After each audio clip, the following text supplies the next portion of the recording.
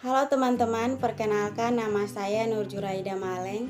Saya mahasiswa dari Universitas Nusa Cendana Kupang, Fakultas Keguruan dan Ilmu Pendidikan, Program Studi Pendidikan Kimia semester 3. Pada kesempatan kali ini, saya akan menjelaskan tentang alat-alat yang digunakan dalam laboratorium kimia.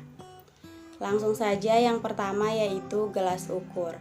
Gelas ukur berbentuk pipa dan umumnya terbuat dari bahan plastik atau polipropilen yang dilengkapi dengan bagian bawah yang lebar sebagai kaki untuk menjaga kestabilan gelas ukur.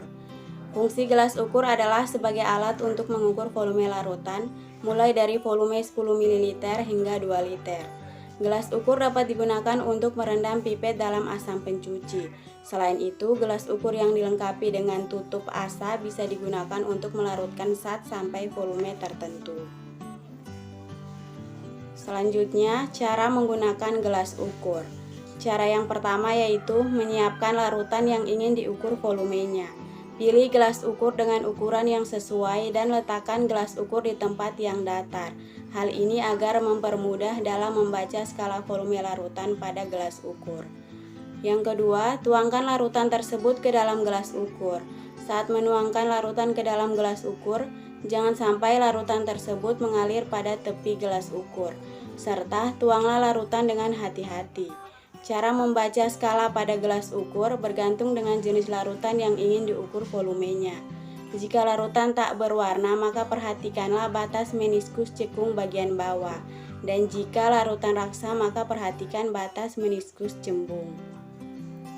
Cara yang ketiga, setelah volume larutan sesuai dengan keinginan, serta meniskus larutan telah sesuai dengan skala gelas ukur, maka langkah selanjutnya menuangkan larutan tersebut ke dalam wadah lain yang sudah disiapkan. Alat laboratorium kimia yang kedua yaitu tabung reaksi. Tabung reaksi adalah peralatan gelas yang terbuat dari kaca atau plastik. Bentuknya kira-kira sebesar jari tangan manusia. Tabung reaksi tersedia dalam berbagai macam ukuran, namun pada umumnya memiliki ukuran berdiameter 10-20 dengan panjang 50-200 mm. Bentuk tabung reaksi seperti yang tertera pada slide. Fungsi tabung reaksi yaitu yang pertama sebagai wadah untuk menampung reaksi kimia dalam skala medium, yang kedua untuk melakukan percobaan reaksi kimia dalam skala kecil, yang ketiga sebagai wadah untuk perkembangbiakan mikroorganisme dalam media cair, yang keempat untuk mencampur, menampung, dan memanaskan bahan kimia dalam jumlah yang kecil. Yang kelima, tabung reaksi digunakan untuk pengujian kualitatif. Selanjutnya, penggunaan tabung reaksi. Cara menggunakannya yaitu dengan mengisi air ke dalam sebuah gelas beker, kemudian diletakkan terbalik. Air yang ada di dalamnya berguna untuk menangkap gas. Untuk menjaga keamanan proses penelitian, tabung reaksi yang digunakan disimpan di dalam rak khusus, tang, dan klem.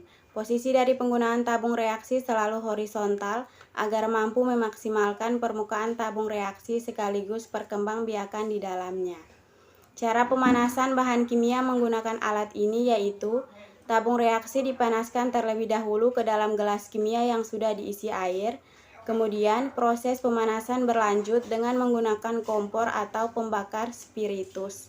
Untuk menjaga keamanan selama proses penggunaan, memegang tabung reaksi harus menggunakan jepitan. Alat laboratorium yang ketiga yaitu labu ukur. Labu ukur adalah alat kimia yang berfungsi untuk mengencerkan larutan hingga mencapai volume tertentu.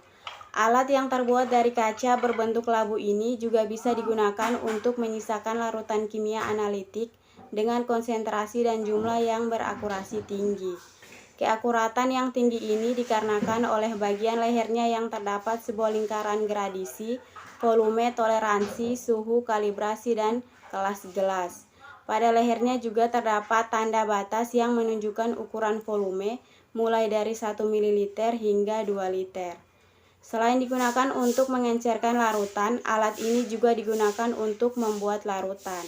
Dalam membuat sebuah larutan dari suatu senyawa berbentuk padat yang kemudian dilarutkan dengan sejumlah pelarut, digunakan labu ukur dalam perhitungan volume akhirnya. Selanjutnya, penggunaan labu ukur. Cara menggunakan labu ukur yaitu yang pertama, siapkan semua bahan yang akan dilakukan mulai dari SAT, Aquades hingga labu ukur. Yang kedua, setelah semua bahan siap, maka ambillah labu ukur yang sudah disiapkan sesuai dengan ukuran dan kebutuhannya. Yang ketiga, masukkan SAT yang akan diencerkan ke dalam labu ukur yang sudah disisihkan tadi. Kemudian tambahkan air bersih atau Aquades ke dalam labu ukur hingga air tersebut sampai ke tanda batas yang ada pada skala labu ukur di bagian luarnya. Setelah itu, campurkan larutan dengan cara mengocoknya. Pastikan bahwa larutan tersebut bisa tercampur sampai merata. Larutan sudah selesai dilarutkan dan siap untuk digunakan. Yang terakhir, jika sudah, masukkan larutan yang sudah dibuat tadi ke tempat yang sudah disesuaikan dan simpan di tempat yang benar. Alat laboratorium yang keempat yaitu labu Erlenmeyer. Erlenmeyer memiliki bentuk kerucut dengan leher silinder dan dasar yang datar. Umumnya Erlenmeyer terbuat dari kaca borosilikat sehingga tahan ketika dipanaskan. Ukuran labu Erlenmeyer bervariasi mulai dari 50 sampai 500 ml. Gambar labu Erlenmeyer seperti yang tertera pada slide, teman-teman bisa lihat. Selanjutnya, fungsi Erlenmeyer yaitu yang pertama untuk mengukur dan mencampurkan bahan-bahan analisa. Yang kedua sebagai tempat untuk melakukan titrasi bahan. Yang ketiga untuk meracik serta melarutkan bahan-bahan yang ada pada komposisi media. Yang keempat sebagai wadah yang digunakan untuk menampung larutan, baik berupa bahan cair ataupun bahan padat. Yang kelima, tabung Erlenmeyer tanpa tutup asa digunakan untuk titrasi dengan cara mengocoknya secara lama hingga sedang. Dan tabung Erlenmeyer dengan menggunakan tutup asa ini juga biasa digunakan untuk titrasi pengocokan kuat dengan cara dihubungkan menggunakan alat destilasi, alat ekstrasi ataupun alat lainnya. Selanjutnya, penggunaan Erlenmeyer. Cara menggunakannya yang pertama, pada pencampuran larutan, peganglah leher botol dengan satu tangan. Selanjutnya, digoyangkan secara berputar dengan perlahan-lahan sampai larutan menyatu. Yang kedua, pandangan mata bertuju kepada larutan. Selanjutnya, saat menuangkan atau mengukur larutan, jangan sampai melebihi batas dari tulisan volumenya. Alat laboratorium yang kelima yaitu gelas beker atau gelas piala. Alat berbentuk silinder dengan alas datar ini biasa digunakan untuk bahan kimia dengan sifat korosif. Terdapat beberapa ukuran untuk gelas ini mulai dari 25 ml hingga 3 liter. Gelas beker terbuat dari bahan borosilikat atau plastik. Gambar gelas beker seperti yang tertera pada slide. Fungsi gelas beker antara lain yaitu yang pertama, untuk menyimpan, menampung, serta membuat larutan yang baru. Yang kedua sebagai tempat untuk memanaskan cairan, mencampur cairan, mereaksikan suatu zat, serta digunakan untuk membawa sampel cair ataupun padat.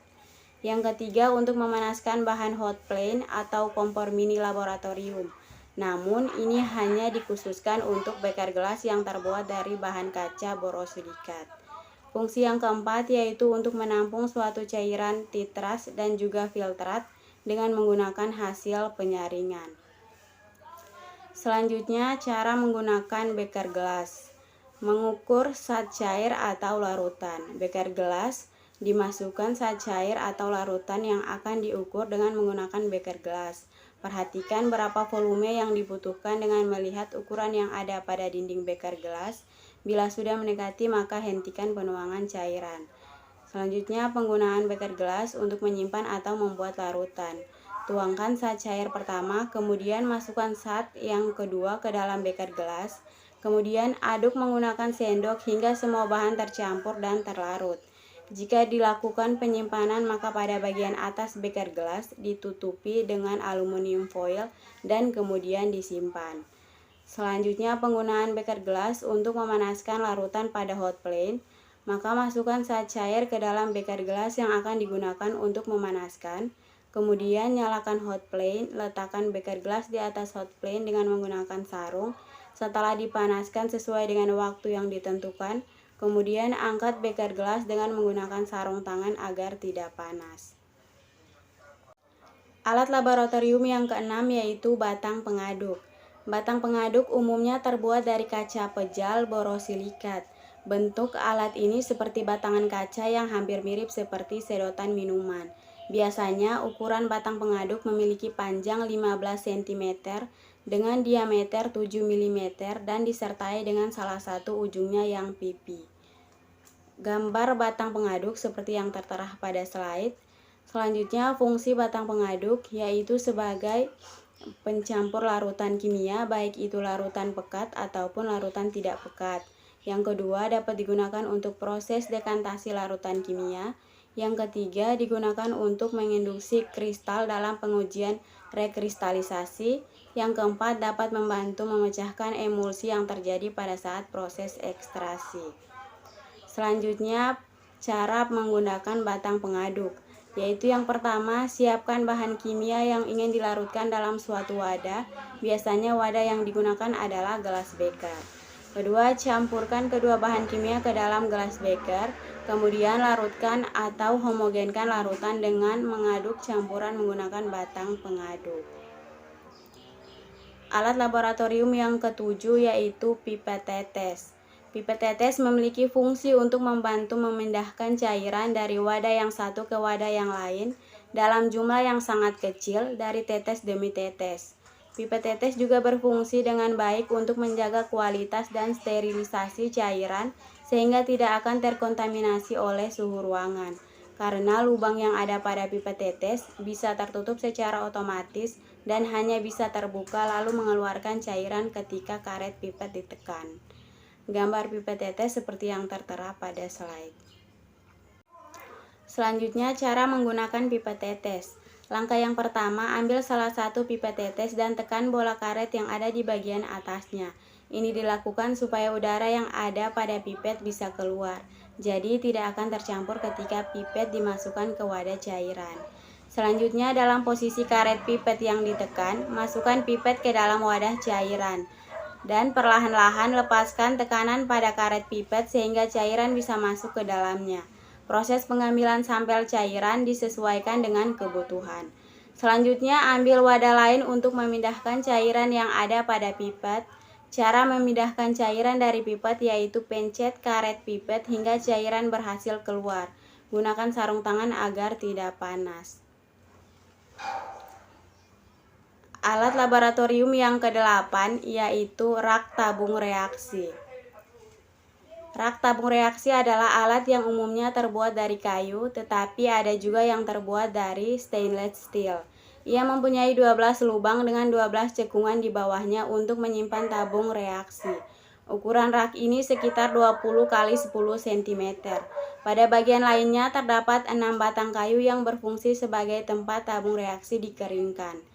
Rak tabung reaksi berfungsi sebagai tempat untuk meletakkan, mengeringkan, serta menyimpan tabung reaksi sehingga bisa tetap berdiri dan tertata rapi, serta menjaga tabung reaksi agar tidak berjamur. Selanjutnya, cara menggunakan rak tabung reaksi, yaitu dengan meletakkan rak ini di atas permukaan yang datar dan aman, agar tidak mudah bergoyang. Selanjutnya, letakkan tabung reaksi ke dalam lubang-lubang rak yang tersedia. Gambar rak tabung reaksi yaitu seperti yang tertera pada slide. Alat yang ke-9 yaitu penjepit tabung reaksi. Penjepit tabung reaksi terbuat dari bahan dasar kayu berbentuk persegi dan dilengkapi dengan pegas yang dipoles nikel dengan diameter 10-25 mm. Penjepit tabung reaksi memiliki ukuran panjang 18 cm. Penjepit tabung reaksi berfungsi untuk menjepit tabung reaksi pada saat dipanaskan dan memindahkan tabung yang telah dipanaskan ataupun pada saat proses pemanasan. Selain itu, alat ini juga berfungsi untuk mengambil kertas saring dan benda-benda lab lain di saat kondisi alat tersebut panas. Selanjutnya, cara menggunakan penjepit tabung reaksi. Caranya yaitu pada penjepit tabung reaksi, peganglah bagian ujung yang panjang, kemudian tekan bagian penjepit dengan jari tangan dan telunjuk. Selanjutnya, arahkan bagian depan ke arah tabung reaksi hingga tabung reaksi masuk ke dalam penjepit. Lalu lepaskan tekanan sehingga tabung reaksi bisa terjepit. Selain itu, agar alat tersebut bisa tetap awet, bersihkan penjepit tabung reaksi menggunakan air setelah selesai digunakan. Jangan lupa untuk mengelap hingga kering agar tidak berjamur. Simpanlah penjepit tabung reaksi di tempat yang tidak lembab. Alat laboratorium yang selanjutnya yaitu kaki 3. Kaki 3 merupakan peralatan laboratorium yang terbuat dari bahan besi dan mempunyai 3 kaki sehingga cukup kokoh untuk menyangga sampel yang berat. Dalam proses pemanasan, biasanya alat ini dibantu dengan kawat kasa sebagai alas tempat penyangga. Kaki 3 berfungsi sebagai penahan kawat kasa dan penyangga peralatan kimia lainnya seperti gelas beker dan Erlenmeyer pada proses pemanasan. Gambar kaki 3 seperti yang tertera pada slide. Selanjutnya, cara menggunakan kaki 3. Pertama, letakkan kaki 3 di tempat yang rata serta tidak menghantarkan api. Letakkan saja alat tersebut di atas lantai atau ubin. Jangan letakkan di atas kayu maupun meja besi karena bisa menyebabkan kebakaran akibat gesekan api dengan konduktornya. Selanjutnya, tambahkan kawat kasa di lingkarannya agar bisa menyangga gelas ukur maupun gelas beker saat dipanaskan. Gunakan pemanas spiritus atau pemanas bunsen pada saat melakukan pengujian yang membutuhkan proses pembakaran. Alat lab selanjutnya yaitu kawat kasa. Kasa kawat adalah lembaran kawat tipis yang dilengkapi dengan lapisan keramik pada bagian tengahnya. Dalam laboratorium, kawat kasa berfungsi dalam proses pemanasan menggunakan bunsen atau pembakar spiritus sebagai tempat meletakkan wadah seperti gelas beker, Erlenmeyer, atau alat lain yang disangga dengan kaki 3. Lapisan keramik di tengah lembaran kasa kawat berfungsi untuk meratakan pemanasan sehingga panas yang berasal dari api membakar spiritus dapat tersebar ke seluruh bagian permukaan wadah yang dipanaskan. Dengan demikian, maka proses pemanasan akan berlangsung lebih optimal karena panas yang diberikan merata. Keramik juga mencegah api dari pembakaran spiritus untuk secara langsung mengenai alat gelas sebagai wadah bahan yang dipanaskan.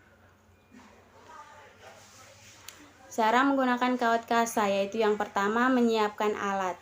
Untuk melakukan pemanasan dengan kasa kawat, tentunya kita harus menyiapkan alat yang dibutuhkan, yakni bunsen yang telah berisi spiritus, kaki 3, dan juga kasa kawat.